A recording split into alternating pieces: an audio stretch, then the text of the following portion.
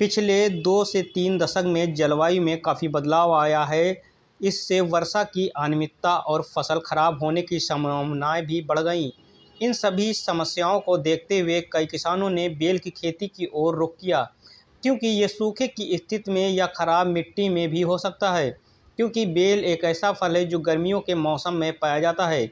इसमें बहुत सारे पोषक तत्व मौजूद होते हैं, जिससे गर्मी में बेल का शरबत या फल लोग काफ़ी पसंद करते हैं, जिसके चलते बेल की काफ़ी डिमांड रहती है, जिसके चलते किसान इसकी खेती से प्रतिवर्ष लाखों रुपए मुनाफा भी कमा रहे हैं।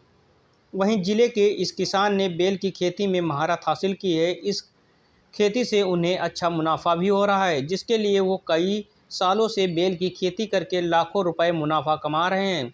बाराबंकी जिले के शहलिया गांव के रहने वाले आदिल हसन अपनी पुश्तैनी ज़मीन पर कई तरह के बेल की पैदावार कर प्रतिवर्ष 1.5 से 2 लाख रुपए मुनाफा कमा रहे हैं।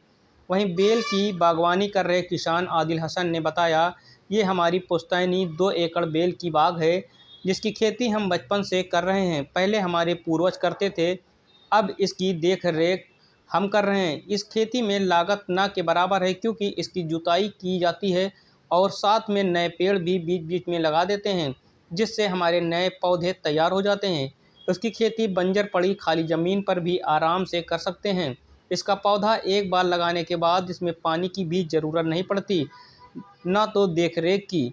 ये जो हमारी फसल है, ये मार्च और अप्रैल में तैयार हो जाती है और व्यापारी यहीं से आकर खरीद कर ले जाते हैं। और इस खेती से हमें लगभग 1.5 से 2 लाख रुपए प्रति वर्ष मुनाफा हो जाता है।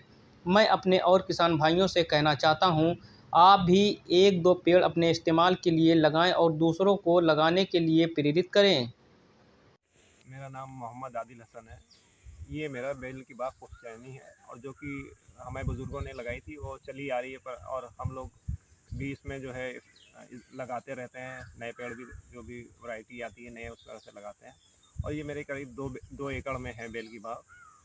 और ये बचपन ही से हम इसको देखते चले आ रहे हैं और ये पुश्तैनी है तो बचपने से लगातार हम लोग इसको कर रहे हैं। इसमें किस तरह की लागत लगती है और लगभग कितने का मुनाफा हो जाता है और क्या फ़ायदे हैं इससे? मेरे ख्याल से बेल में कोई ऐसी लागत नहीं है, क्योंकि बेल में कोई ज़्यादा रोग नहीं लगते हैं। बस शुरुआत में जब फूल आता है तो एक कीड़ा उसमें लगता है, तो वो इतना फूल होता है कि उसमें बहुत ज़्यादा नुकसान नहीं कर पाता है। उसमें कोई ऐसी लागत नहीं है, ना कोई रखरखाव है और ना कोई दवाओं का स्प्रे होता है कभी। बस इसमें पानी और थोड़ा सा जुताई और सब करना पड़ता है, तो कोई ज़्यादा खर्च नहीं है। और 2 एकड़ में करीब 1 से सवा लाख रुपए तक इनकम हो जाती है। बेल का एक तरफ तो ये टूटता है, उधर ही जो है इसके नई अभी पतझड़ हुआ है, उसके बाद जो नई पत्ती आती है उसी के साथ फूल आ जाता है। और ये उसके फूल के बाद फल बन के और ये पूरा साल भर लगा रहता है। लेकिन ये तैयार अपने टाइम से होता है, गर्मियों में तैयार होता है। करीब मार्च से लेके मई जून 3 महीने करीब रहता है, मार्च अप्रैल मई तक। ये 3 महीने इसका जो है फल इस तैयार होता है पूरा अपना। और जिस हिसाब से तैयार होता है उस हिसाब से यहीं से अपना आते हैं व्यापारी और यहीं से तोड़ के लेके चले जाते हैं।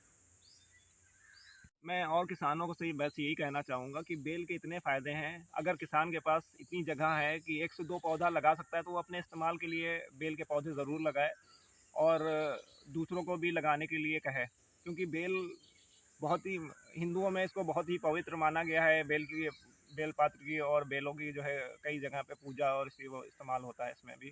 तो मेरे ख्याल से आम तौर पे किसानों को इसको बहुत ज़्यादा लागत भी नहीं है तो लगाना चाहिए।